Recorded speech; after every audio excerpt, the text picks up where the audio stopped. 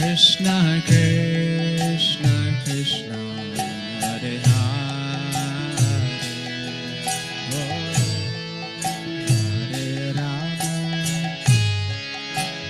Hare Rama Rama Rama Hare Hare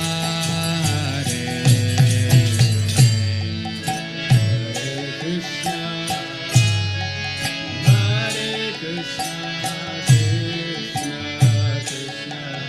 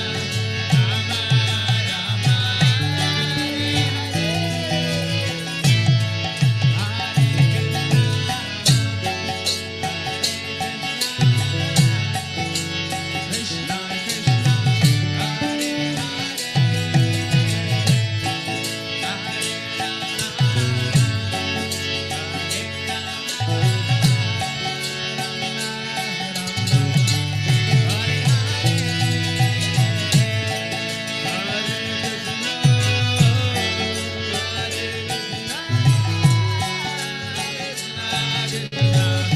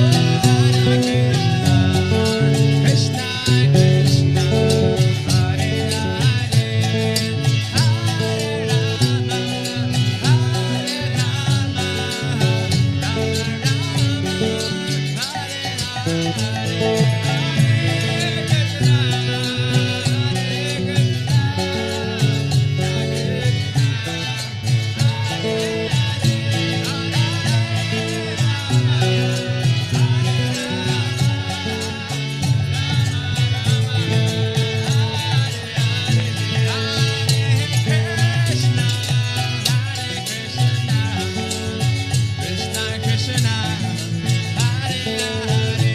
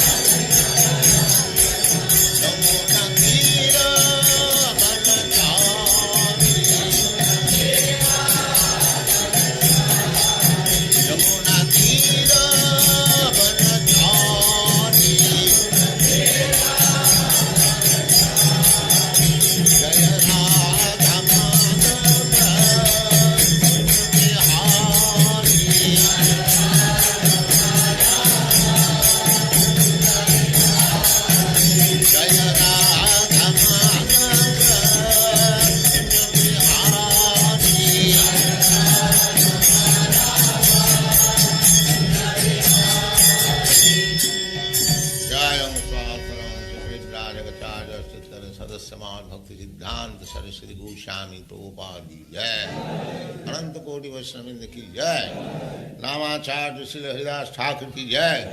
प्रेम से कहो श्री कृष्ण चैतन्य प्रभु नित्यानंद से अद्वैत गदाधर शिवास आदि गौर भक्तवृंद की जय। श्री श्री राधा कृष्ण गो गोपीनाथ श्याम कुंड राधा कुंड गिरिवर्धन की जय, वृंदावन धाम की जय, नवद्वीप धाम की जय, स्वामी तो भक्तवृंद की जय, गंगा माई की जय, माई की जय, तुलसी देवी की जय, देवी की जय, स्वामी तो भक्तवृंद की जय।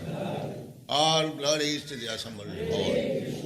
All glories to the assembled Lord. Thank you very much. Hare Krishna Maharaj. Hare Krishna. Humble obeisances. Welcome. Jai Akbar, Gurudev, Vaishnava Prabhupada. Nice to see you, Maharaj. Thank you for coming for today's class. I put the verse on the screen. We can start, please.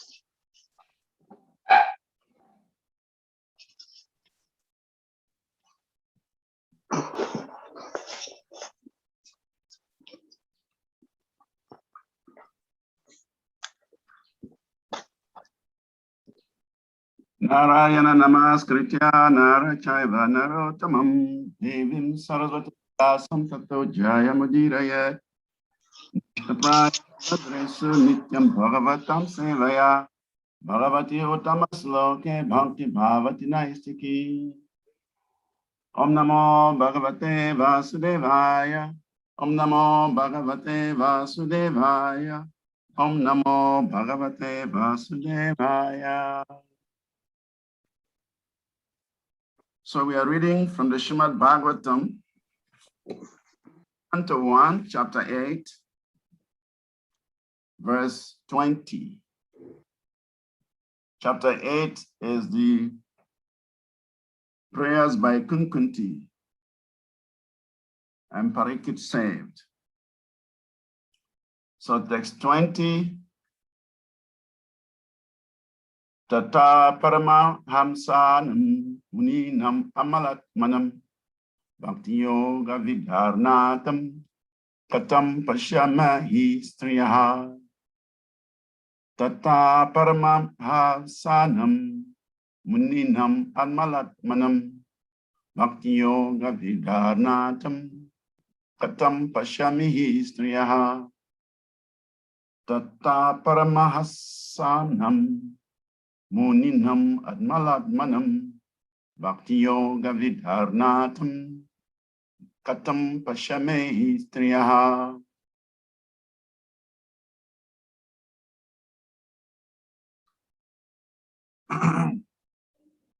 Word for word translation.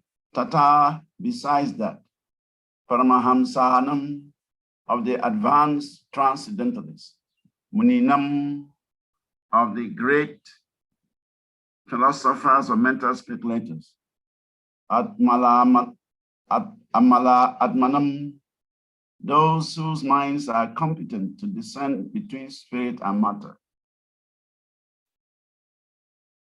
Bhakti Yoga, the science of devotional service. Vidana, artam, for executing. Katam, how. Pashema, can observe. He, certainly. Striya, women.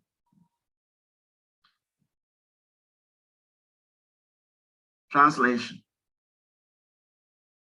You yourself descend to propagate the transcendental science of devotional service onto the hearts of the advanced transcendentalists and mental speculators who are purified by being able to discriminate between matter and spirit. How then can we women know you perfectly? Purport. Even the greatest philosophical speculators cannot have access to the region of the Lord. It is said in the Upanishads that the supreme truth, the absolute personality of Godhead, is beyond the range of the thinking power of the greatest philosopher. He is unknowable by great learning or by the greatest brain. He is knowable only by one who has his mercy. Others may go on thinking about him for years together, yet he is unknowable. This very fact is corroborated by the queen, who is playing the part of an innocent woman. Women in general are unable to speculate like philosophers, but they are blessed by the Lord because they believe at once in the superiority and almightiness of the Lord, and thus they offer obeisances without reservation. The Lord is so kind that he does not show special favor only to one who is a great philosopher. He knows the sincerity of purpose. For this reason only, women generally assemble in great number in any sort of religious function. In every country and in every sect of religion, it appears that the women are more interested than the men. This simplicity of acceptance of the Lord, of the Lord's authority, is more effective than showy, insincere religious fervor.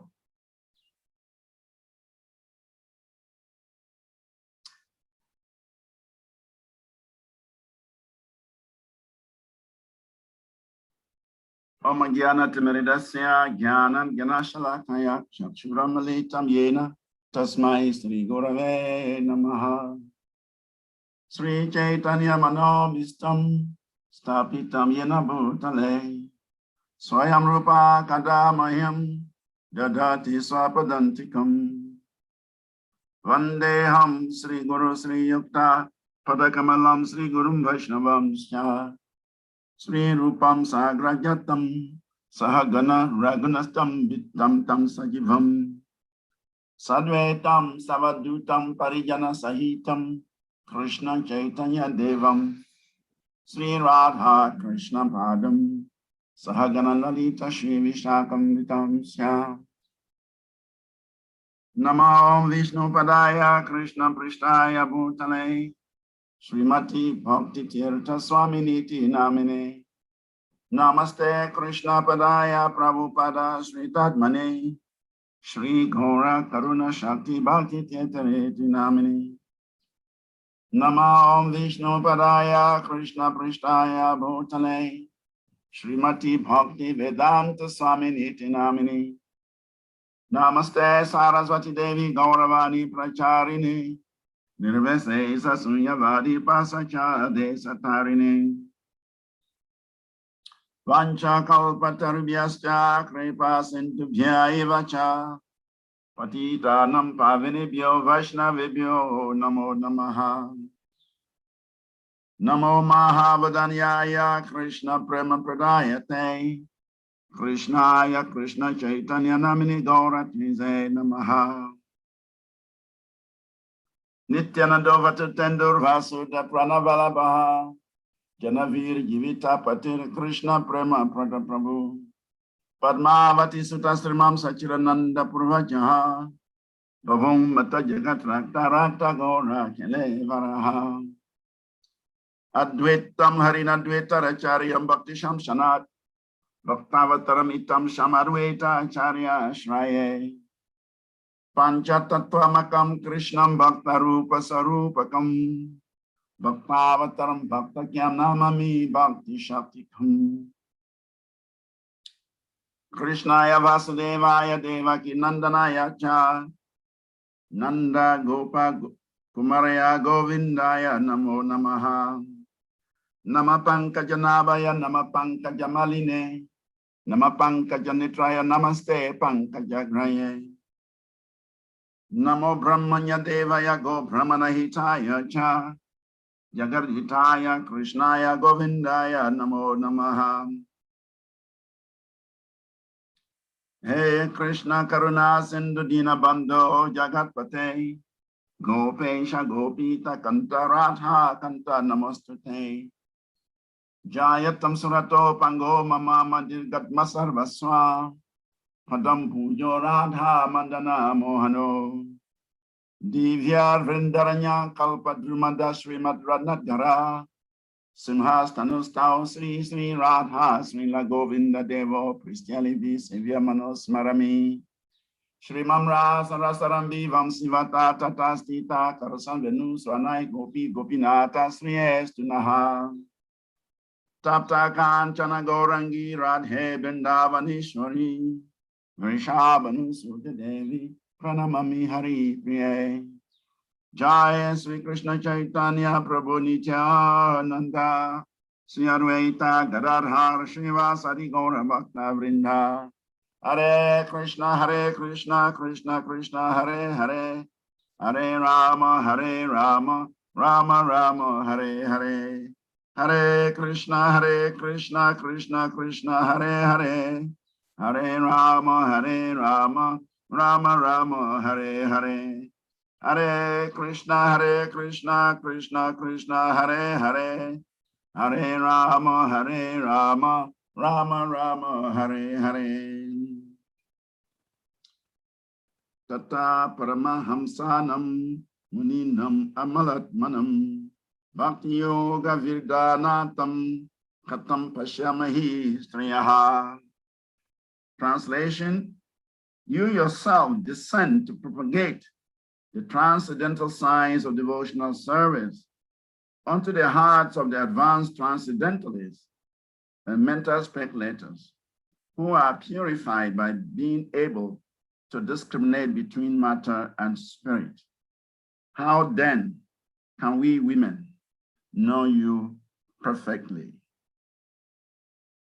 Mukam karoti vachalam pangam lagayete green yat kripatamahan vande Shri Guru Dina Taranam Paramanam Madhavam Sri Chaitanya Ishwaram Akanda Mandala Karam Virtayina Characharam Tatpadam Dashitam Yena Tasmai Sri Gurave Namaha. So everyone is welcome to this morning's Srimad Bhagavatam class. And before we proceed to say something, we seek the blessings of all the assembled Vaishnavas and Vaishnavis so that we can discharge this sacred service properly, so that we can say some things or remember some things that are beneficial for our own spiritual life, and maybe for the benefit of the audience.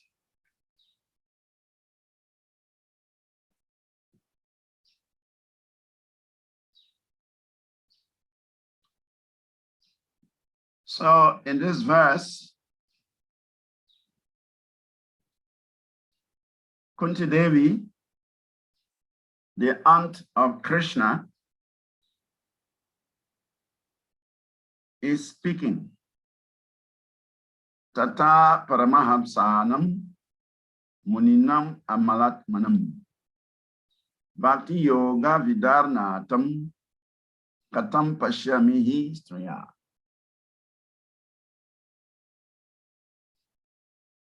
You yourself, you descend to propagate the transcendental science of devotional service onto the hearts of the advanced transcendentalists and mental speculators who are purified by being able to discriminate between matter and spirit. How then can we women know you perfectly?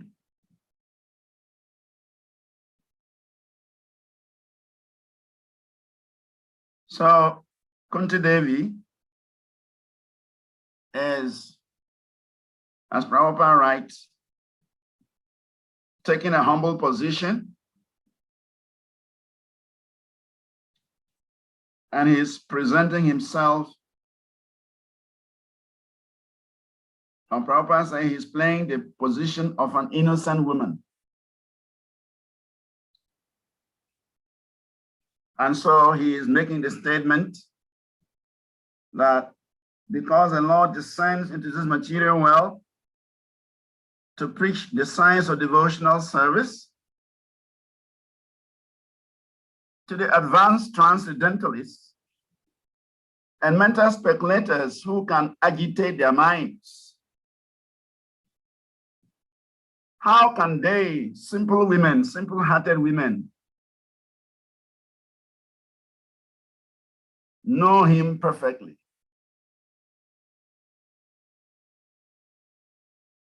So Krishna comes into the material world for the purpose of distributing devotional service. Yada yada hi dharmasya glani bhavati bharata. Krishna says, anytime there is a decline of religious principles and an increase in irreligion, he descends into the material world to re-establish religious principles, to re-establish devotional service for the benefit of the living entities in the material world. Simultaneously, he annihilates those who are responsible for irreligion. So therefore, here Kunti Devi is saying, the Lord descends into the material world to propagate the science of devotional service onto the hearts of advanced transcendentalists and mental speculators. So in other words, Kunti Devi is saying that the process of bhakti is meant for advanced transcendentalists and those who can agitate their minds, the mental speculators. Because the science of bhakti is very deep, and only those who advance on the path, they can understand the science of bhakti. Those who can agitate their minds, the munis, the sages, they can understand this process of bhakti.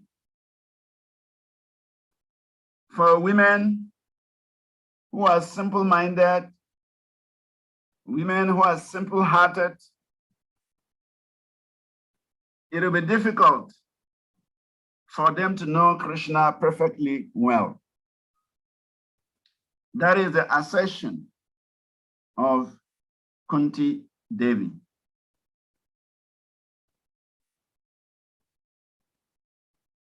So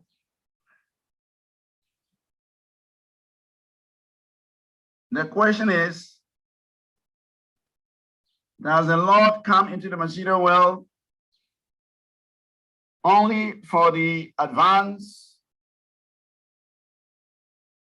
souls and mental speculators, or he comes for everybody? It is mentioned in the Chaitanya Charitamrita, Vande Sri Krishna Chaitanyam Krishna Bhava Mita Hi Yaha Aswadhya Swadhyan Bhaktam Prema Diksham Ashikshayat. That Chaitanya Mahaprabhu, he descended in this world with the aim of distributing love of Godhead to everyone, including the qualified and the unqualified. Therefore, he is called Patita Pavan. Patita Pavan. He is the deliverer of the most fallen. So, devotional service is actually meant for everyone.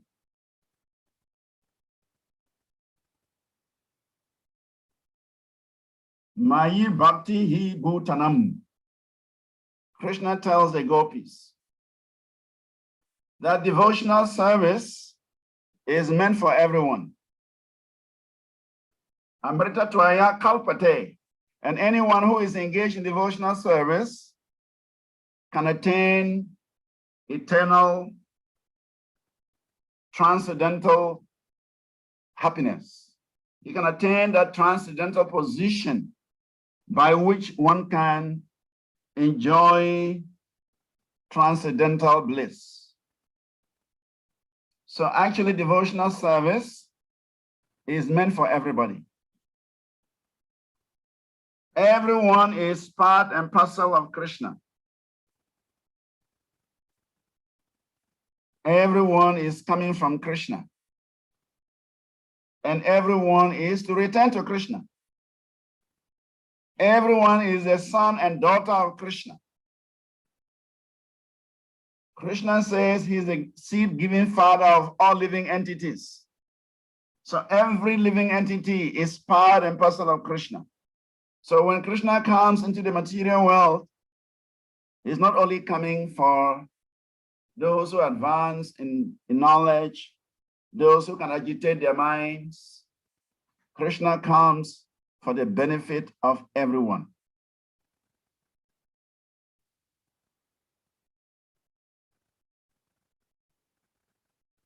Furthermore, it is said that Mahaprabhu is the gardener. He is the gardener of the Bhakti tree. The Bhakti tree, the main trunk and the root is Chaitanya Mahaprabhu. And the tree divides into two. Advaita Acharya on one side and Lord Nityananda on the other side. And the tree further divides into many branches. And all the different devotees of the Lord, empowered devotees of the Lord, they represent the different branches. And the branches subdivide. And finally, their leaves and their flowers and their fruits. Everyone belongs to the Chaitanya tree. Because the Chaitanya tree is actually meant for distributing the love of Godhead to everyone in this material world. That was the mission of Chaitanya Mahaprabhu. So, the science of bhakti is actually meant to deliver everyone from this material world.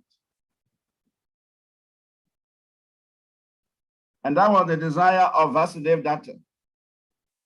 Vasudeva Datta, a very exalted devotee of Chaitanya Mahaprabhu, he prayed to Chaitanya Mahaprabhu to put all the sins of all the living entities on his head and deliver everyone else and send everyone back to the spiritual world. Because every living entity is actually meant to be serving the Supreme Personality of Godhead in the spiritual world. That is our natural position. We are not supposed to be in a material world struggling for survival. In the spiritual world, there is no such struggle. Everything is automatic. We love automatic things in this world. We want automatic cars, automatic lifts, automatic so many things. We want everything automatic. We are trying to imitate the spiritual atmosphere. In the spiritual atmosphere, everything is automatic. Anything you desire becomes manifest. You desire to enjoy this way, it is manifest. You desire to serve Krishna in a particular way, it is manifest. So everything is automatic in the spiritual world. There is no hard labor. There is no struggle against the odds. There is no past, there is no future. Everything is in the present. Everything is fresh. Nava Yovanam Cha. Everything is fresh.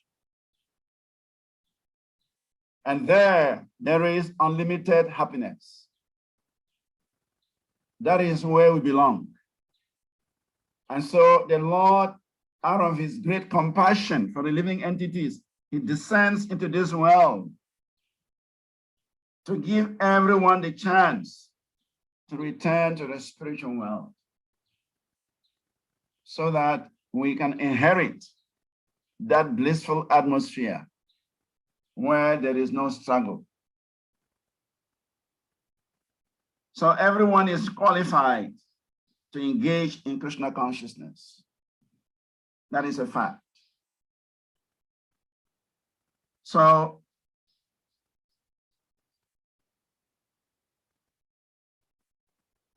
Prabhupada mentions that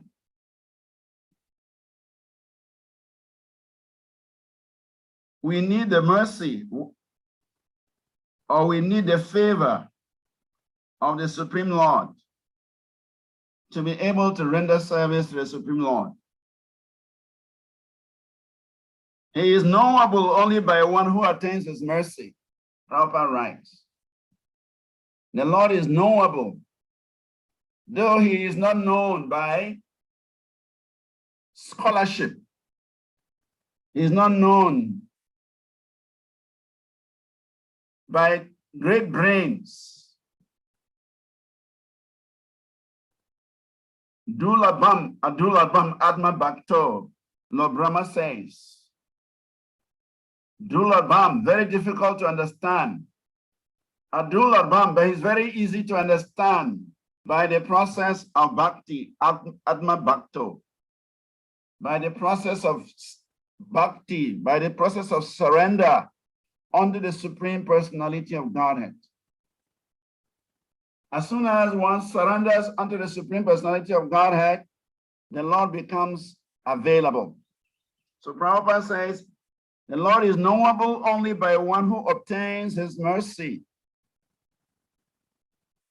Without the mercy of Krishna, it is not possible to understand Krishna.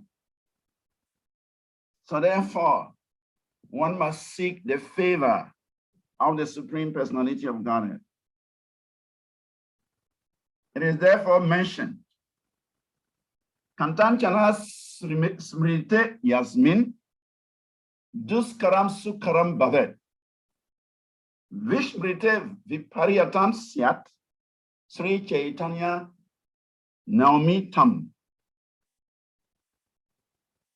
That things become very difficult if we forget the Supreme Personality of Godhead. As soon as we forget the Supreme Personality of Godhead, things become very difficult. Even easy things become very difficult.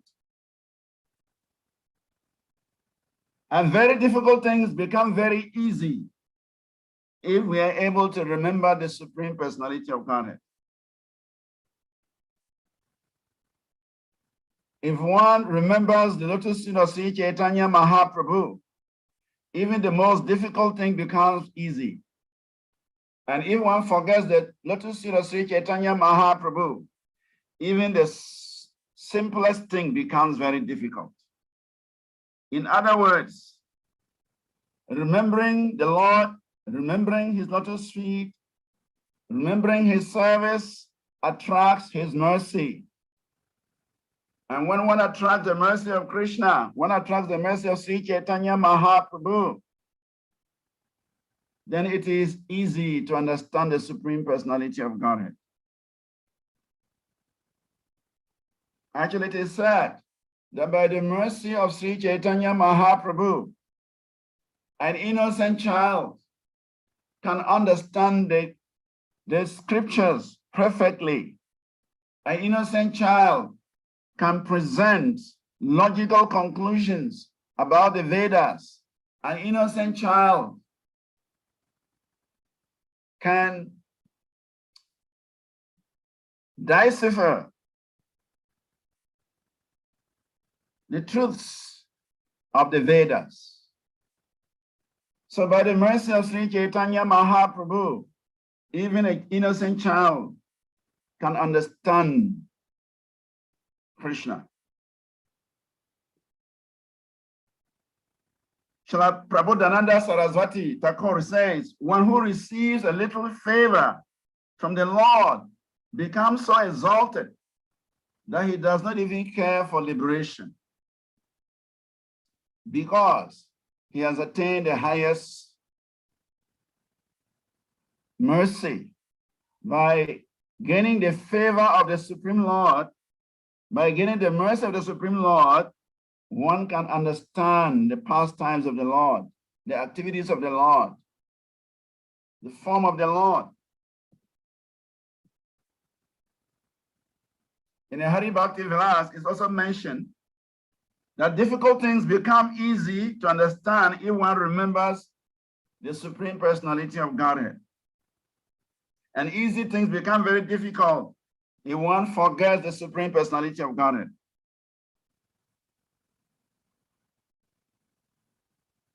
So to obtain the mercy of the Supreme Personality of Godhead, one has to remember him. And Queen Kunti is always remembering Krishna. Queen Kunti is describing Krishna. Nama pankaja nabaya, nama pankaja maline. Nama pankaja nitraya, namaste pankaja graye. Queen Kunti remembers Krishna, and he describes Krishna in such a beautiful language. He says Krishna's navel is like the lotus. Krishna's lotus feet are decorated by the lotus flowers. Krishna's eyes are like the petals of the lotus. And Krishna is always garlanded by the lotus flower. How can we say that Kunti, and for that matter, women, cannot understand the Supreme Personality of Godhead? When he's describing the glories of the Lord in such poetic language, how can we say that women cannot understand the Supreme Personality of Godhead? Of course, it is said that women cannot speculate. They do not have the ability to speculate. But Srila Prabhupada writes, they are blessed by the Lord to believe at once in the superiority and almightiness of God. Thus they offer obeisances to the Lord without any reservation. Furthermore, Srila Prabhupada writes that the Lord knows the sincerity of purpose, and then the simplicity of acceptance of the Lord's authority is more effective than a showy, insincere religious favor. That's how Srila Prabhupada concludes the purport. The simplicity of acceptance of the Lord's authority is more effective than a showy, insincere religious favor. In other words, the simplicity of heart, the simplicity of mind in the female body is their strength when it comes to bhakti, when it comes to religion. And actually, that is the most important qualification. Simplicity. It is mentioned that for a Brahmana, his number one quality is simplicity. Saralata means simplicity. So it says Saralata hi Vaishnavatha. One who is not simple cannot be a Vaishnava. One who lacks simplicity cannot be a Vaishnava. So the number one quality of a Brahmana is simplicity. It is said that in Satya Yuga, religion was standing on 4 legs. In Treta Yuga, religion stood on 3 legs. In Dwarapa Yuga, religion stood on 2 legs. And in Kali Yuga, religion is standing on 1 leg. The Brahmanas are the protectors of religion. The Brahmanas are the propagators of religion. The Brahmanas are the custodians of religion. And therefore, as the legs of the religion are decreasing, the quality of the brahmanas are also decreasing. So it is said that in Kali Yuga, simplicity is missing. Brahmanas do not have the quality of simplicity. And that is why it is said, Kalo Sudra Sambhava. Not everyone in Kali Yuga is a Sudra. Why? Because this simplicity is missing. In place of simplicity is duplicity, crookedness, pretension. So where there is crookedness, where there is duplicity, where there is pretension, simplicity does not take place there. And where there is crookedness, where there is duplicity, and where there is pretentiousness, Krishna will not manifest in that place. Krishna will only manifest in a simple-minded, simple-hearted person. And so the Brahmanas are supposed to exemplify the quality of simplicity.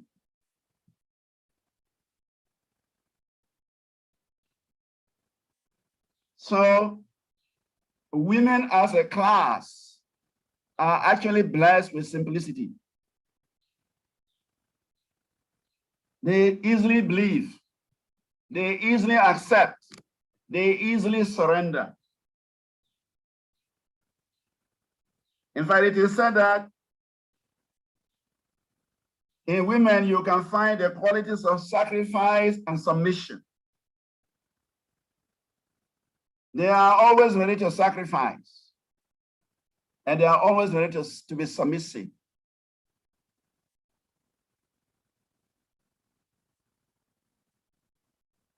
And they sacrifice for everything. To bring forth a child, it's a big, big sacrifice. The man just enjoys his senses and go away. But the woman has to carry the child in the womb for 7, 8, 9 months. He has to sacrifice her freedom, her pleasure. And when the child is born, the woman cannot sleep, the mother cannot sleep. He has to breastfeed the child at all hours. He has to sacrifice. So it is said that women are the personifications of sacrifice. They perform self-forgetfulness, self-sacrifice, and self-surrendering.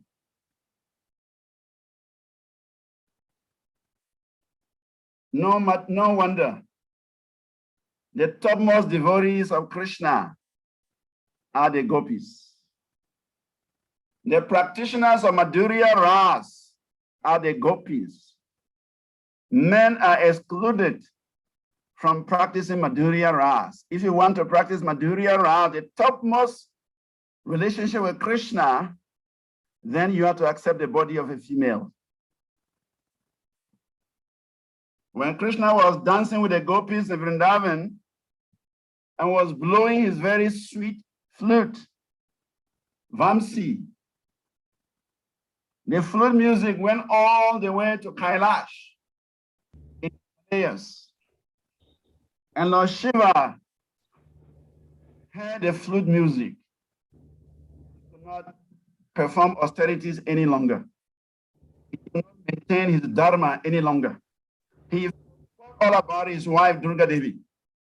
And he dashed down with the speed of the mind to Vrindavan and went to the place of the Rasa dance, Rasa Stali. He went there and he wanted to join the rasa dance, because the music coming from Krishna's flute was enchanting, it was charming, it was sweet, it was relishable, and Lord Shiva wanted to enjoy that. But when he got to the rasa stali at the gate, he was stopped. And he was told, no male enters here, only females. You are disqualified. But Lord Shiva was eager, he was enthusiastic. He wanted to be part of that celebration of the rasa dance. So he inquired, so what can I do to qualify myself to be part of this ceremony, to this transcendental dancing and relishing the association of Krishna? What can I do? And he was told that the only thing you can do is to go to Manasa Ganga. Manasa Ganga is at the foot of Govardhan. You go to Manasa Ganga, take a bath in the Manasi Ganga. If you take a bath there, all your desires will be fulfilled. Your male body will change into a female body, and you can come and participate in this transcendental dance. With the speed of mind, Lord Shiva appeared in Manasi Ganga, and he dipped himself inside it 3 times. And when he looked at himself, he had been transformed into a beautiful gopi. And with the same speed of mind, Lord Shiva dashed back to Vrindavan at the Rasa Stali and went to the gate. And immediately the gates were open for him to enter. And when Krishna entered the Rasa dance, immediately Krishna, when Lord Shiva entered, immediately Lord Krishna recognized the new gopi. So Krishna started giving all the attention to this new gopi who had arrived. So all the gopis were wondering, where from this new gopi that our Lord, our darling Krishna, our darling boy Krishna is giving so much attention to him and not caring for us anymore. So they confronted Krishna. Krishna, where from this new gopi? We've never seen him before. Where has he come from? And why are you giving so much attention? And Krishna said, just look at the necklace of this gopi. Look at the necklace of this new gopi and you'll understand why I'm giving him so much attention. And when the gopis looked, they saw that the necklace of the new gopi were nothing but snakes. And so they understood that only Lord Shiva, he wears snakes around his neck. So Shiva has now taken the form of a gopi in order to relish the rasa dance. And that's why Krishna was giving him so much attention. So Kunti Devi, out of her womanly innocence, out of her womanly simplicity,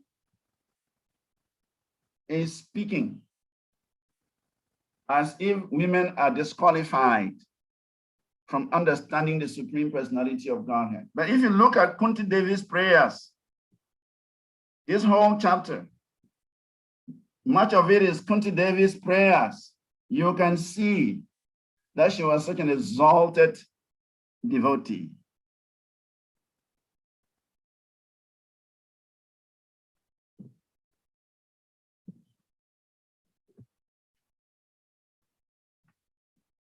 Vipada, Kunti Devi, Vipada Santuta Saswat, Tatra Tatra Jagat Guru, Bhavato Dansanam Yatsyat, Apurna Bhavam Darshanam. I wish that all those calamities would happen again and again so that we could see you again and again. For seeing you means that we will no longer see repeated birth and death. That's one of the prayers of Kunti Devi. He's praying to Krishna to let all the calamities they had gone through during their stay in the palace in Hastinapur and during their 12 years of exile in the forest. They went through so much trouble. And now Kunti Devi is praying that, my dear Lord, let all those calamities come back to us so that we can always remember you. And by remembering you, it means there is no more birth and death. Krishna has just finished settling the Pandavas. He has enthroned Yudhishthira Maharaj as the emperor of the world. He has helped them to conquer, to win the battle of Kurukshetra. And now Yudhishthira Maharaj is the king of the world, the emperor of the world. And Krishna now wants to return to Dwaraka. And Kunti Devi is offering prayers to the Lord before he leaves for Dwaraka. So by all standards, we can see that Kunti Devi, she understands the Supreme Personality of Godhead. She is simply demonstrating the humility of a Vaishnavi, the humility of a devotee. Yesterday, I was treating a topic with the students in Mayapur, Bhakti Vaibhav students in Mayapur. And Lord Narada Muni is asking Brahma, because Narada Muni, he observed that Brahma was very great in his creation. He was very great in leading the universe. He was very great in so many aspects. So Narada Muni was thinking that his father is the Supreme Personality of Godhead. But one day he saw that Brahma is also meditating on a higher authority. Brahma is meditating. So he asked his father, what are you meditating on? Is there somebody superior to you? So Prabhupada says that when he asks a question, Narada is a perfected being. He has seen Krishna. So how can he think that that Brahma is the Supreme Personality of Godhead? And how can he be asking Brahma such questions? Prabhupada says that for a devotee always takes a subordinate position. A devotee always takes a humble position. A devotee always wants to inquire from superior authority. A devotee always wants to learn from senior Vaishnavas. He said, even if he knows, but he will still inquire from senior Vaishnavas to see their perception, to see their understanding. And that would enrich his own understanding. So it's not that Narada was bereft of knowledge, but that he wanted to confirm, to enhance his own understanding of the Supreme Personality of Godhead. Because Brahma is his father. Brahma is his authority. So he wanted to know more about Krishna. So Prabhupada explains that a devotee always takes a humble position in order to learn more, in order to receive more. So Kunti Devi is taking a humble position, an innocent position, telling Krishna that we women cannot understand you. But when you follow her prayers, you will see that actually Kunti Devi, full of knowledge of the Supreme Personality of God, Kunti Devi was full of bhakti for the Supreme Personality of Godhead. Kunti Devi was actually an intimate associate of the Supreme Personality of Godhead. So there's no question of not understanding the Supreme Personality of Godhead.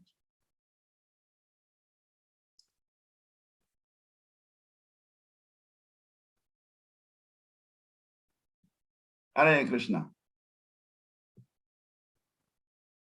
Hare Krishna. Thank you very much for this wonderful class. I'm especially intrigued by the pastimes of Lord Shiva becoming a gopi to dance with Krishna. Thank you very much, Maharaj. Krishna, thank you for giving me the opportunity. I can see somebody's hand is up. Yes, Ganga Prasad Prabhu has a question. So Ganga Prasad Prabhu, please kindly unmute and ask your question. Hare Krishna, obeisances at your lotus feet. Krishna, Ganga Prasad Prabhu, always All glories to Guru, Angoranga, all glories to Srila good to see Prabhupada. you. Hare Krishna. My pleasure to behold your presence, and thank you very much, like always, for the very wonderful elucidation. This text is very interesting in many ways, and I have like a complex question, but then I'll break it down. Okay. It's complex in the sense that there's a lot of pressure. There's a pressure mounted by Kavichandra Swami, by many of us, that our women should give class. Okay. That's the women in our yatra. Yeah. And it's like we are not able to break that jinx. But we have women from other yatras giving class. Yeah. But from this text, something is very striking in my mind. In the purpose, women in general are unable to speculate like philosophers. So with that no excuse our women, this statement, women generally are not able to, they are unable to speculate like philosophers. So can we write our women right for not coming forward to give classes? And number two, our men who give classes, will they now become too assuming? You know, like the last sentence said, the simplicity of acceptance of the law's authority is more effective than showy insincere religious fervor. So, does the men now feel that they are more grounded because they give classes? But then in that purport also, lower than where he said that the Lord is so kind that he does not show special favor only to one who is great philosopher.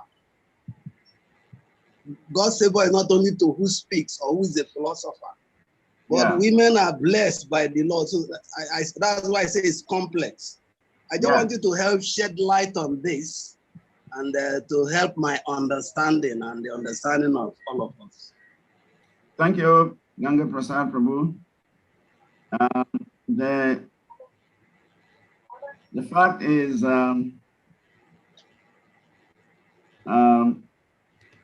women are not able to speculate because of their simplicity.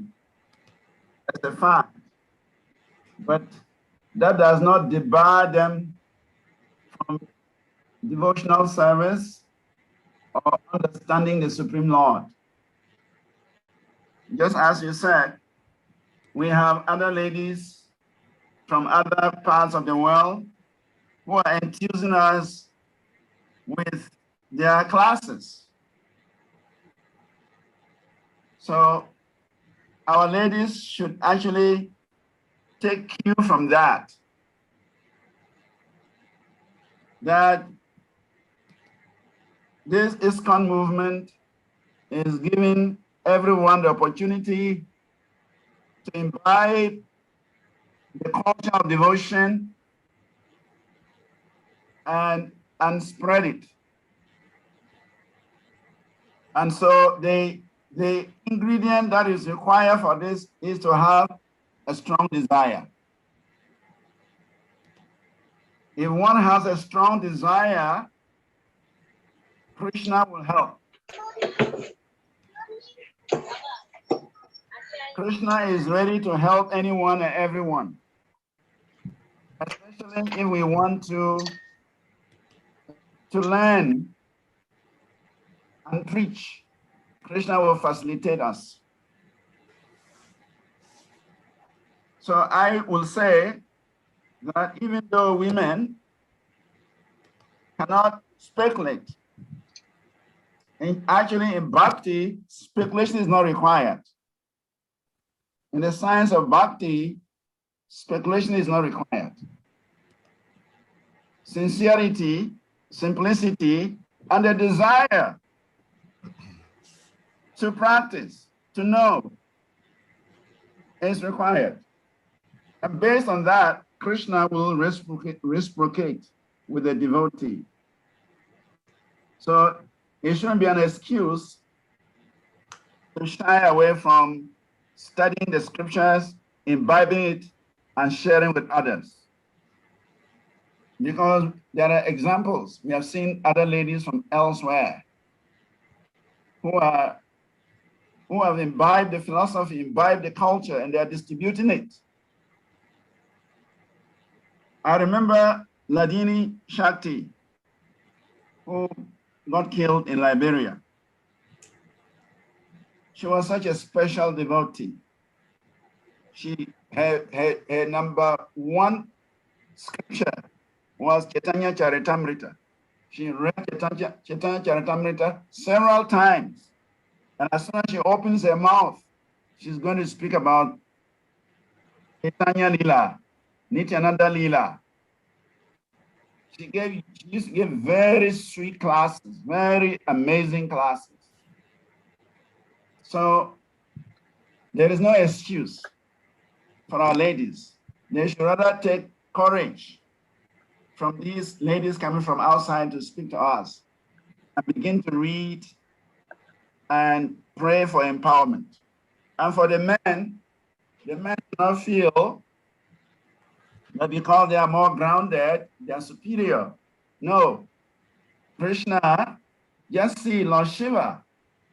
He's a male, but he was disqualified from entering the Rasa dance. He had to go and transform his body into a female body in order to have the highest relationship with Krishna. So one should not feel because he's a male, he is in a superior position. When it comes to bhakti, it is not a matter of male or female. You know the story of Mirabai. When Mirabai went to Vrindavan, he wanted to see Rupa Goswami.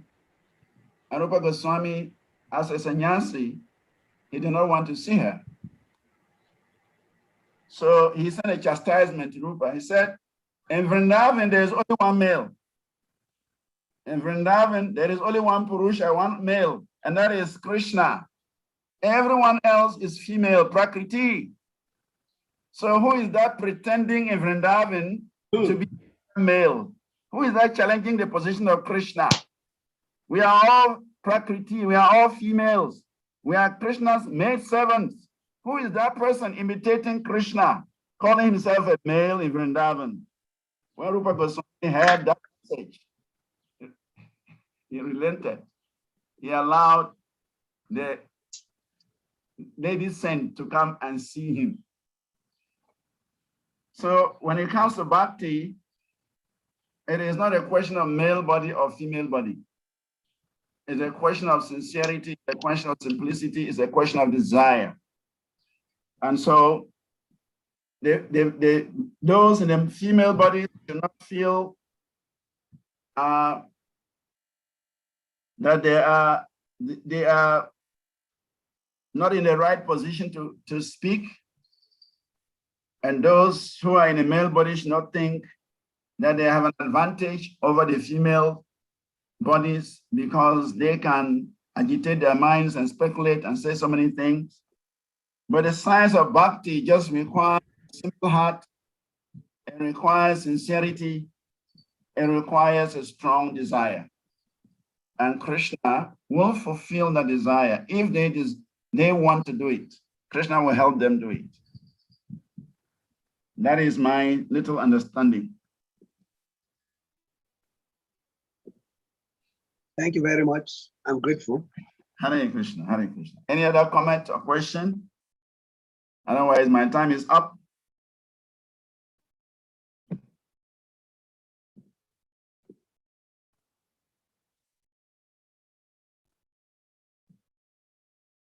Sadip So, Prabhu. Hare Krishna. Hare Krishna, Sri Sahadev Prabhu. Jai, all glories to you, Prabhu, all glories to Srivas, Glory to Vanacari, Gurudev, Jai. Mr. Prabhupada. Hare Krishna, Hare Krishna. Well, it's unfortunate I'm at work. Otherwise, I have tons of questions from this amazing class you gave. Krishna. Yeah, my question is, we see in today's world, some women try to change the agenda to become men. Men change the agenda to become women. That's right. It's become a very, very common phenomenon. Crazy situation. We see that it's not just happening today. Lord Shiva probably is the founder Acharya.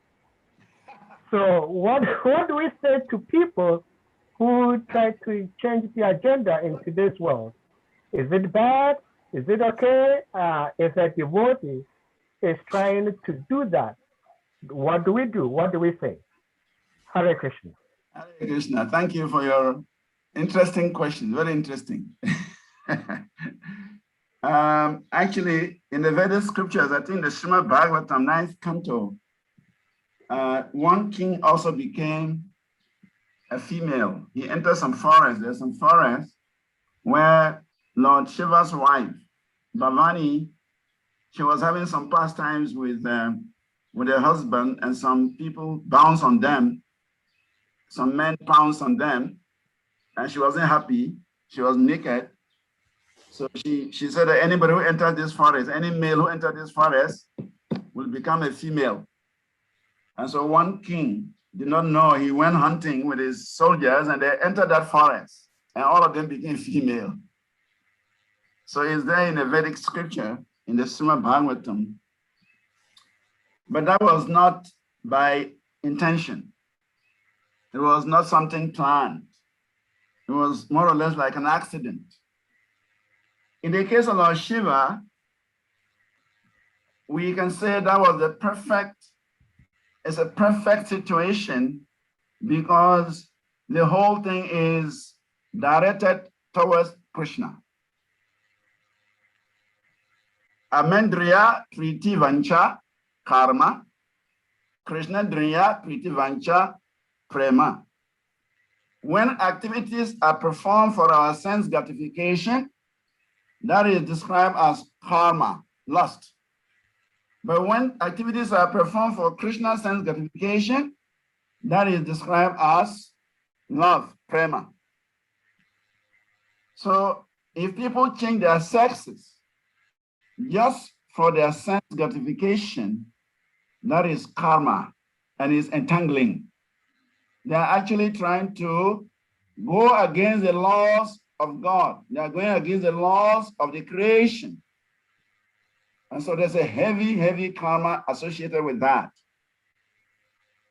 But if, in the case of Lord Shiva, he had to change his sex just to associate with Krishna, just to participate in the rasa dance, that is a transcendental affair.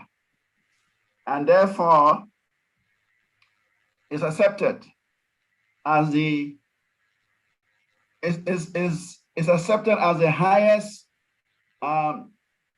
devotional sentiment, that one is able to associate with Krishna, one is able to dance with Krishna. Actually, that is our position. We are supposed to be dancing with Krishna. That is what will give us pleasure. In the spiritual world, everyone is dancing with Krishna. But when we come into the material world, we are deprived from dancing with Krishna. And that is the beginning of our miseries. So anything that will bring us to dancing with Krishna is accepted. So Lord Shiva's turning into a woman, a gopi, in order to dance with Krishna is the highest achievement, is the highest goal. But when the people of this world, they go to the doctor to change their sex just because they want to behave like a woman, or they want to behave like a man, they want to experience the life of a woman or that of a man, is completely sense gratification, and it goes with a lot of reaction, a lot of karma. So Lord Shiva's example is transcendental because it's meant for Krishna's pleasure. And we see when he entered the rasa dance, Krishna was satisfied, Krishna was happy, and Krishna was giving him so much attention. These people who are changing their sexes, they have no idea who Krishna is. What to speak of dancing with Krishna. They will dance with Maya. They will dance with Yamaraj at the end of the day. Hare Krishna. Hare Krishna. Thank you very much, Maharaj. Mike, I have a question. Yes. In the text we're reading today, from the prayers of Mother Kunti, she said, you yourself be sent to propagate the transcendental science of devotional service unto the hearts of the advanced transcendentalists, meta speculators, who are purified by being able to discriminate between matter and spirit. That is my question. My question is that, does this statement mean that unless one is able to discriminate between matter and spirit, he cannot perform devotional service? Well, again, I remember yesterday there was a statement Prabhupada is saying, Yashir Buddhi, 3.2K, that attachment to the body, which is comprising of the three elements, Kapha, Vata, that is mucus, bile, and air.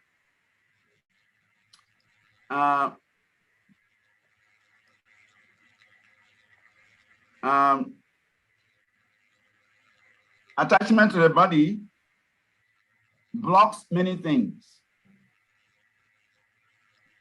So if one is free from attachment to the body, then it is much more easier for him to understand things properly.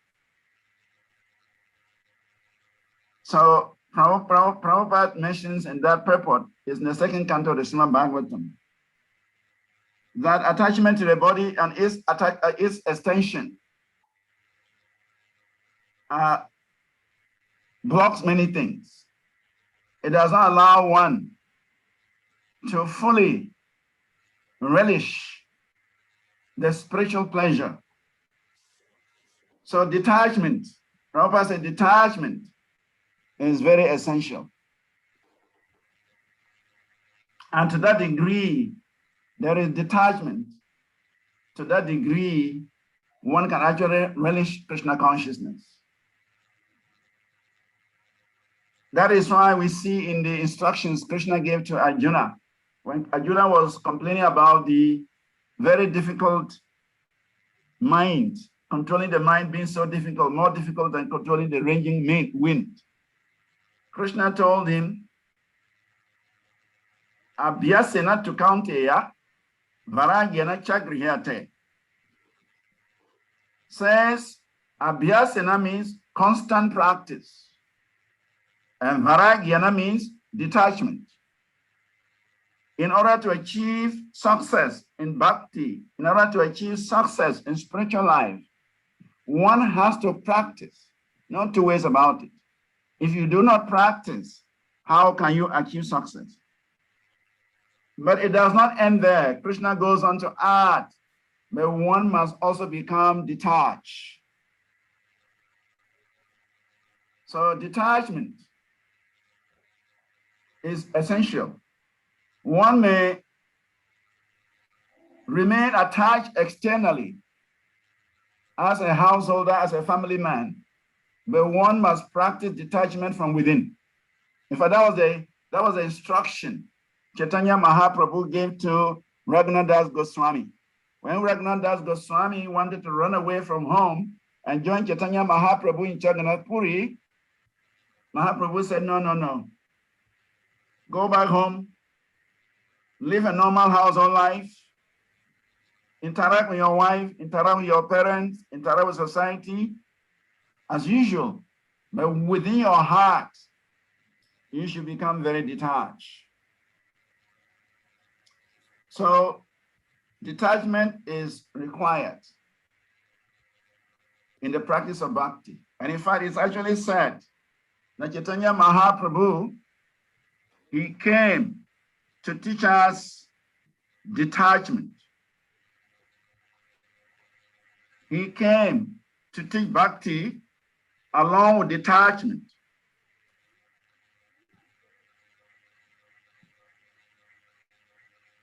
So it helps a lot when one is detached.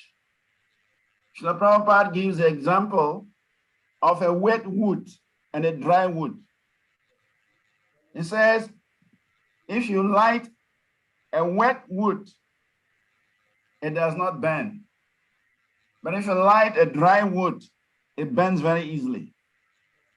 So he says the wet wood is that one who is very attached, very absorbed in sense gratification.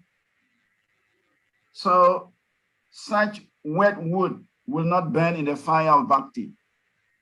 But a dry wood means no more water, no more sense gratification, no more attachment.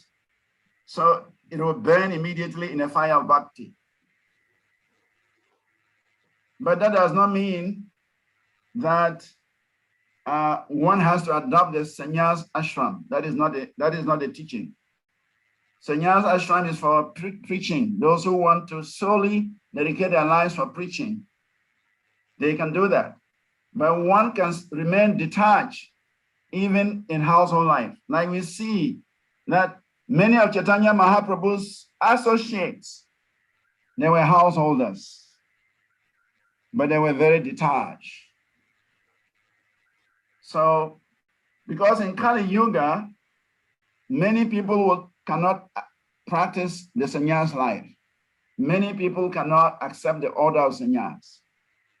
Therefore, one should remain at home as a householder, practice Krishna consciousness, but one should learn to become detached from within.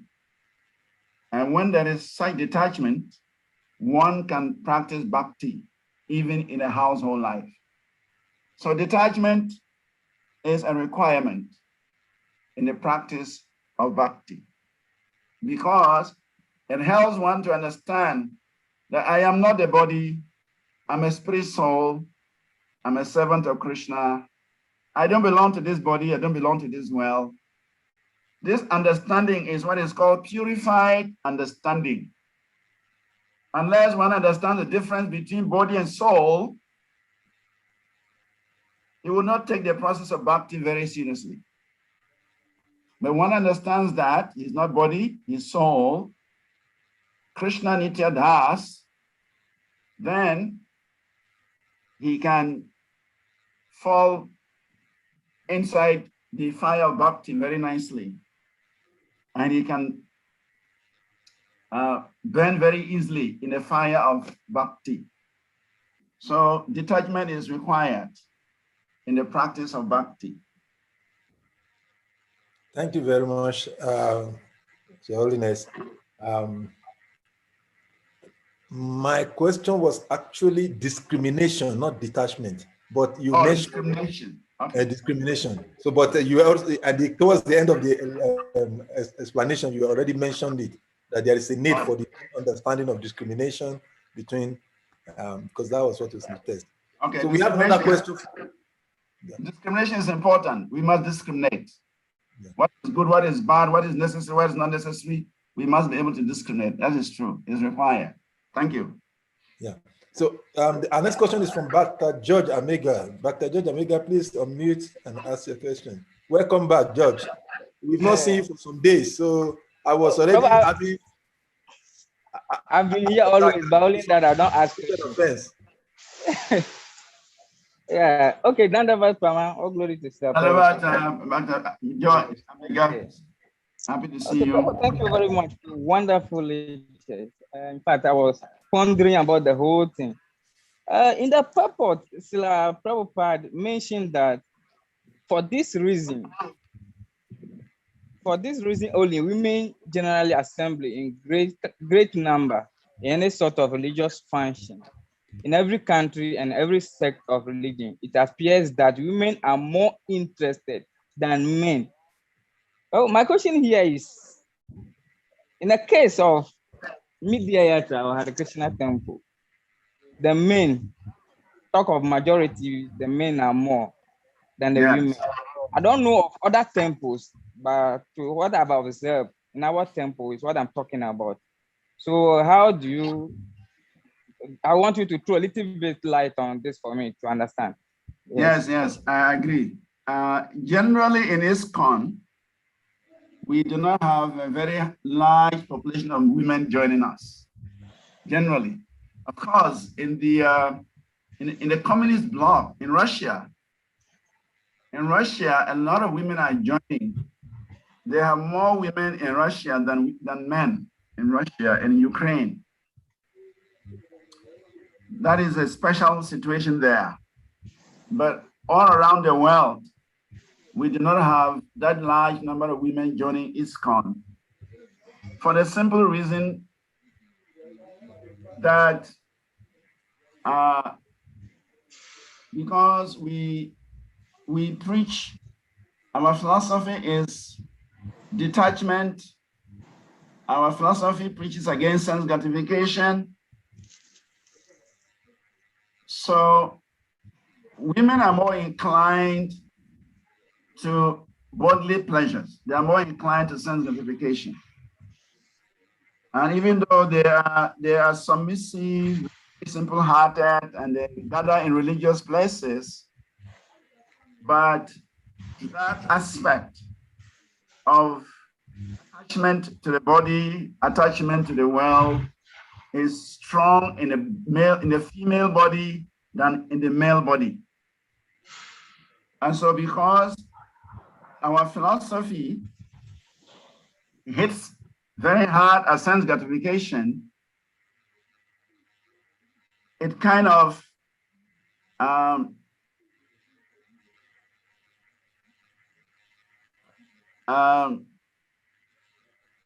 scares them away.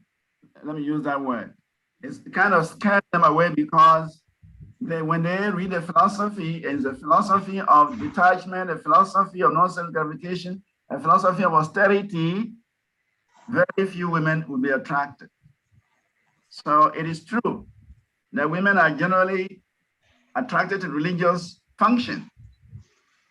But in a situation where there is austerity, where there is detachment, where there is renunciation, where sense gratification is checked,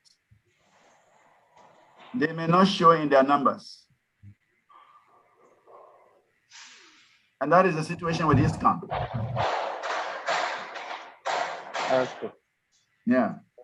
Okay.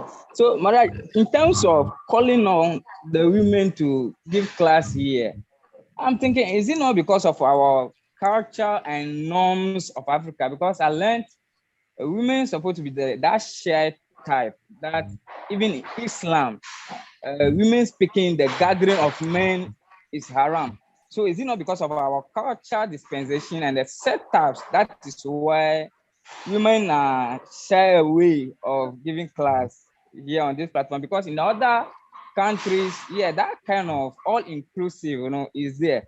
But here in Africa, we have this, especially in my tradition, women are not allowed to talk when the men are talking also. So how do you, I want you to throw a little bit light on this for me to understand. Okay, it is true that women by nature, they are shy. They are shy. Actually, in the Bhagavad Gita, I think chapter 10, verse 34, Krishna mentions seven qualities. 7 qualities Krishna mentions in the Bhagavad Gita 34. Kriti, Shri, Vak, Smriti, Meda, Driti, Shama.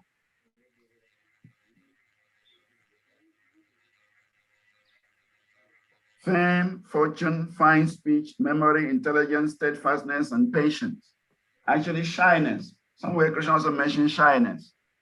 Shyness is a quality of the female class. And that is described as the the valve, the check valve that protects them. Actually, that protects the women and protects the men, protects society. This quality of shyness. When a woman loses shyness, immediately she becomes a prostitute.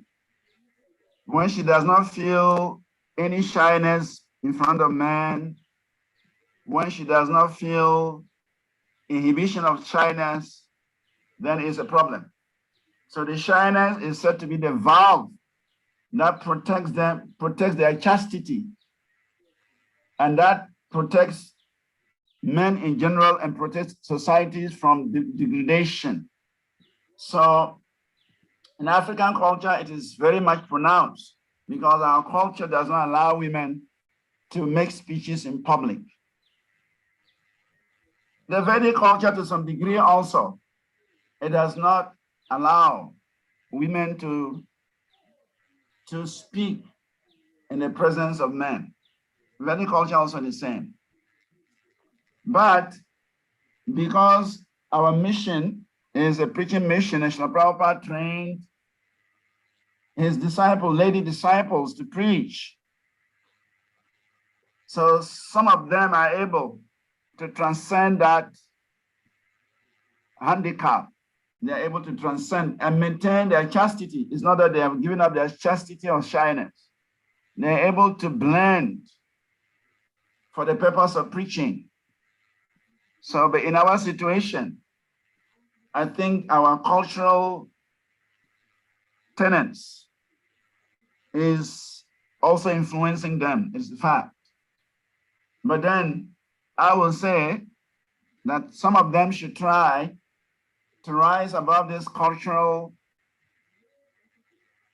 tenets and accept the training that Srila Prabhupada is giving so that they can render some service in the form of preaching, because they also have their own realizations. You see, because of the simplicity of their hearts, simplicity of their minds, they have a number of realizations. And so they can share those realizations with other people. So yes, our culture encourages or discourages women from speaking in public, and that could have been a factor. But since we are trying to transcend cultures, transcend the body, transcend matter, and come to a spiritual plane, and that is the Srila Prabhupada's desire, and that is why he trained his female disciples to become preachers. So we want to encourage our ladies to take up the preaching mission by studying Prabhupada's books and by preaching without necessarily giving up their shyness. I know one Chinese lady in Mayapur, Jalangi Mataji.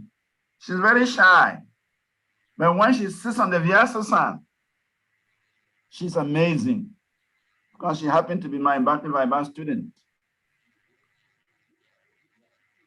She's very shy. On one-on-one basis, she cannot look into the face of a man.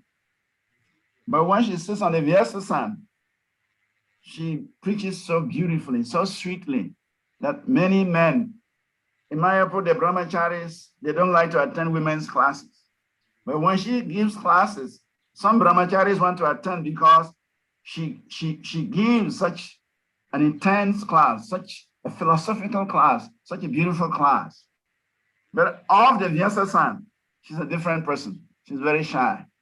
So I would say our women, they should learn to imbibe the philosophy, present the philosophy, but at the same time, when they are in their normal relationship, that shyness must be there because it protects their chastity. But when it's a matter of service to send out the Vyasasan and speak philosophy, speak Krishna consciousness, they have to put that shyness aside and preach for the pleasure of Guru and Krishna. And as soon as they finish their preaching, they can wear their cap of shyness in order to protect their chastity. and protect the men as well. I don't know whether I've answered your question. Yeah, quite clear. I'm okay. Thank you very much. I think Okay, one more hand. Yeah, Sadev Prabhu's hand is up. Sadev Prabhu, please unmute and ask your question. His Grace Sadev. I think he... Maybe the old hand he raised was still on or something. He has gone. I think I lowered the hand then. But anyway, maybe his answer has been, his question has been answered in the course of the explanation to other questions. Okay, so, thank you. Since there is no more hands up, I think this is where we will allow you to attend to some other service. You're very busy giving us this association, and we look forward to seeing you again very soon. So on this note, I will ask the devotees to please kindly unmute. Let us chant loudly, powerful Hare Krishna Maha Mantra. Hare Krishna, Krishna Krishna, Hare Hare. Hare Rama, Rama Rama, Hare Hare. Panchakalpatarubhyasya, Kripasindubhyevacha, Patitanam Pavanambeyo, Vaishnavebhyo, Namo Namaha. Prabhupada ki Jai. Ki Jai.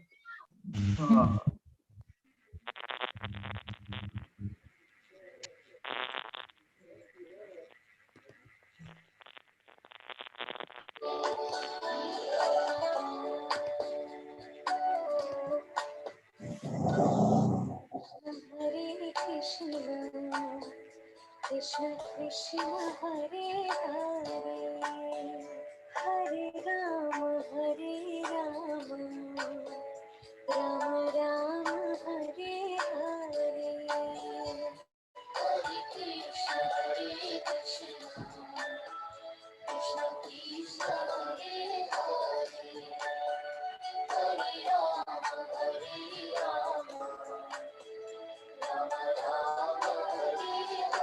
Rama, Hare Hare. Hare Krishna, Krishna Krishna, Hare Hare, Hare Rama, Rama Rama, Hare Hare. Hare Krishna,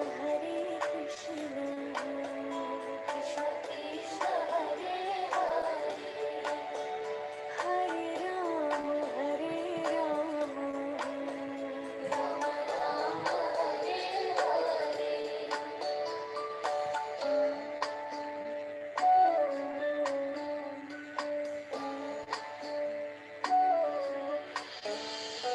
Krishna, Hare Hare, Hare Rama, Rama Rama, Hare Hare. Hare Krishna, Krishna Krishna, Hare Hare, Hare Rama, Rama Rama, Hare Hare.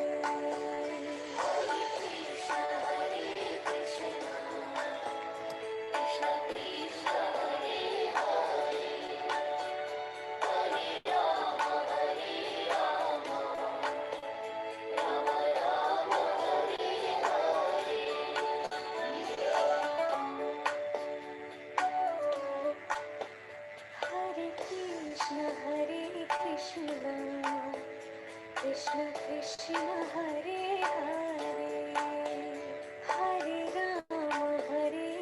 Rama, Rama Rama, Hare Hare. Hare Krishna,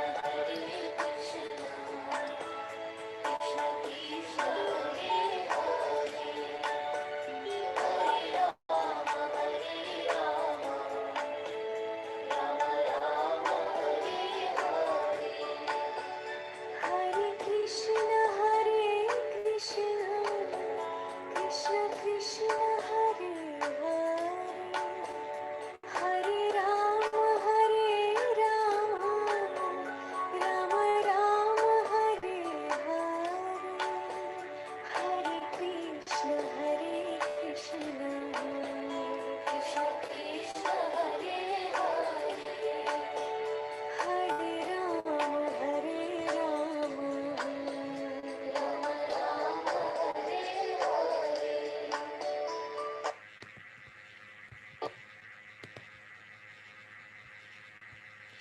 Thank you, all the devotees. Those who are still on the line, we thank you very much for being here.